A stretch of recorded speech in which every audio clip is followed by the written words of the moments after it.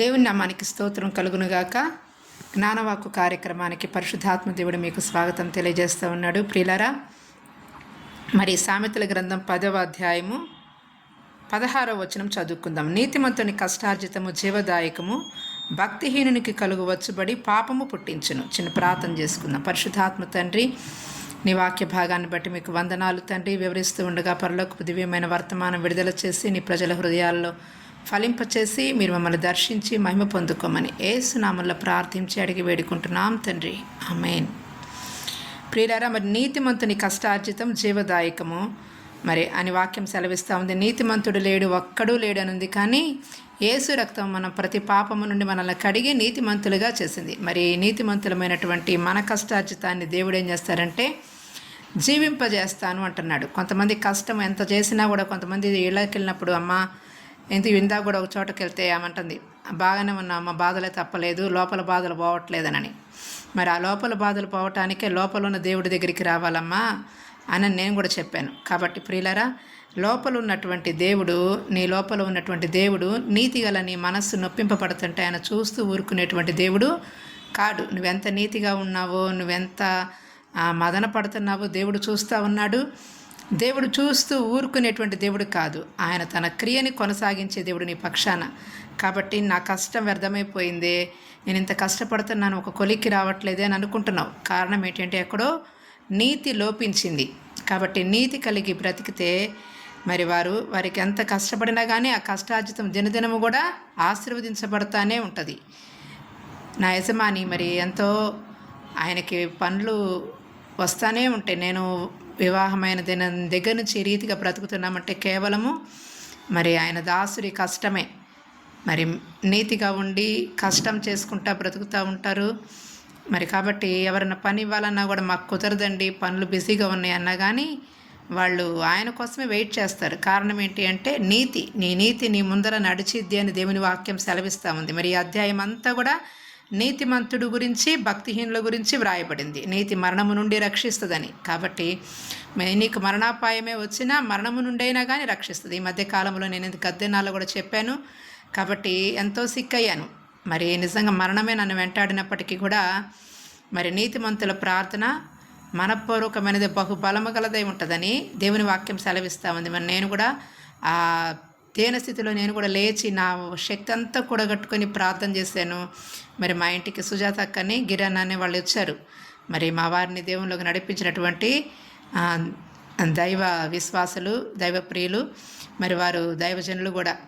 కాబట్టి వారికి అది తెలియకపోవచ్చు, కానీ వారు దైవజనులే.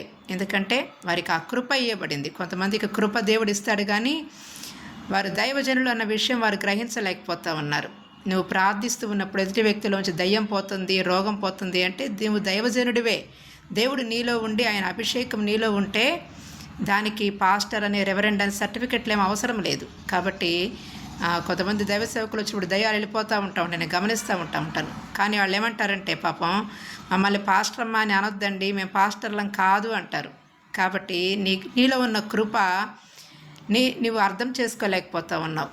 దేవుడు నిన్ను అభిషేకించింది ఇంట్లో ఒక మూలలో కూర్చోమని కాదు, కానీ నీ అభిషేకాన్ని అనేకులకు ఉపయోగించమని.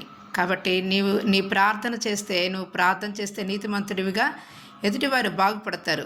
పాలెంగి చెవు గారు మరి ఆయన అనారోగ్యంతో బాధపడతా ఉన్నాడు. ఒక చిన్న పాప వెళ్ళి ప్రార్థన చేసిందంట. చూడండి, ఆ చిన్న పాప మరి నీతి కలిగిన పాప, దైవభక్తి కలిగిన పాప వెళ్ళి ప్రార్థన చేసినప్పుడు ఆయనకున్నటువంటి ఆ క్షయరోగం పోయింది. ఆమె చక్కగా బైబిల్ ఇచ్చింది, ఆ బైబిల్ని చదవమని చెప్పింది. ఈ చిన్న పాపకి ఎందుకు నా గురించి ఇంత భారం? చూడండి, చిన్న పాపకి అంత భారం ఉంటే రక్షించబడిన నీకు ఎంత భారం ఉండాలి? నీతిమంతుడిగా తీర్చబడిన నీకు ఎంత భారం ఉండాలి? కాబట్టి నీతిమంతుడు ఆశించేది వారికి దొరుకును అని కూడా దేవుని వాక్యం సెలవిస్తూ ఉంది ఈ అధ్యాయంలోనే. కాబట్టి నీకు ఇంకా దొరకటం లేదు నువ్వు కోరుకున్నది అంటే నీవు రక్షించబడ్డావన్న పేరు మాత్రమే ఉంది, కానీ నీతిగా నివసించటంలా దేవుని నీతి చెప్పి చేస్తుంది ఏదైనా కానీ. కాబట్టి నువ్వు చెప్పకుండా చేయటము, చెప్పకుండా వెళ్ళటము కాదు, కానీ నీతిమంతుడిగా నిలబడి నిలకడగా ప్రార్థన చేసి, ప్రార్థనలో నీ మనసుని స్థిరపరచుకొని ప్రభువు దగ్గర నీకున్నటువంటి సమస్యను ఆయనకు వివరించుకొని నువ్వెక్కడికి వెళ్ళినా జయం నీతోనే ఉంటుంది. నీకు కావలసిన వారు నీతోనే వస్తారు. నీ కష్టాజితం ఎక్కడికి పోదు. నీ కష్టం దినదినము అది జీవదాయకమైంది. అది వృద్ధి పొందిద్ది, కానీ మితిలేని వృద్ధిలోనికి నువ్వు వెళ్తావు, కానీ వెనక్కి తిరగవు. కాబట్టి నీకు క్షేమస్థితి కలుగుతుంది, మితిలేని వృద్ధి కలుగుతుంది.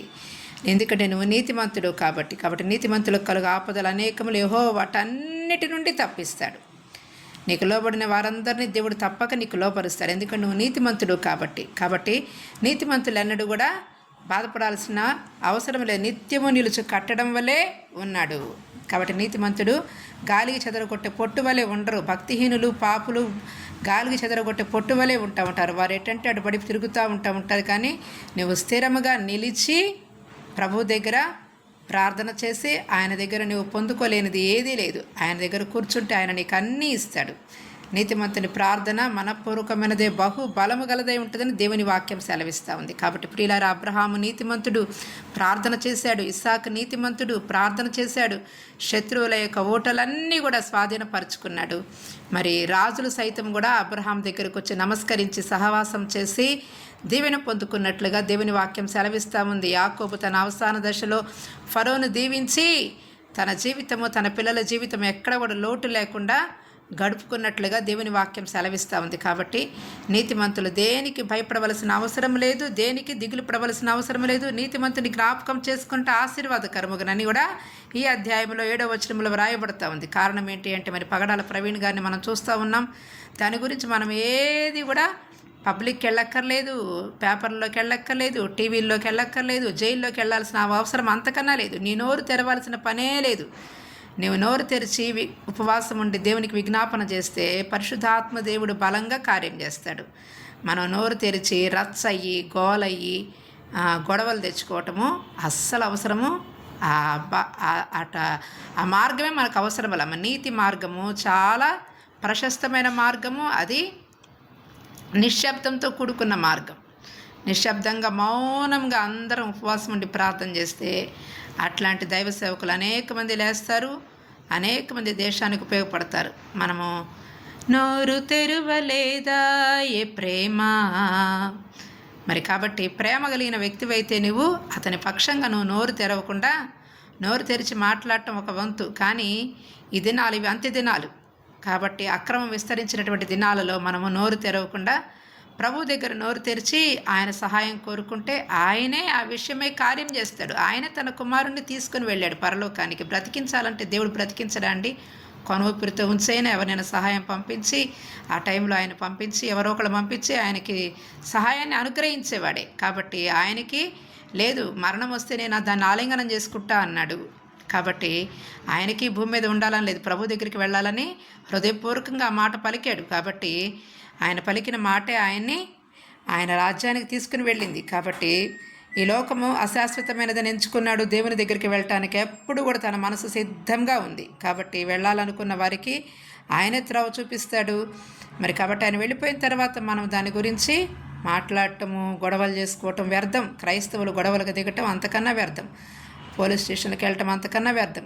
కాబట్టి మరి గొడవలకు వెళ్లకుండా ప్రశాంతంగా ప్రభు దగ్గర ఆయనకు విన్నవించుకుంటే ప్రతి విన్నపాన్ని ఆయనే అటువంటి వారిని కొన్ని వందల మందిని వేల మందిని లేపి ఆయన అభిషేకాన్ని అంత్యదినాలలో బహు విస్తారంగా కుమ్మరించి అనేక మంది దైవ సేవకుల్ని దేవుడే తయారు చేసుకుంటాడు.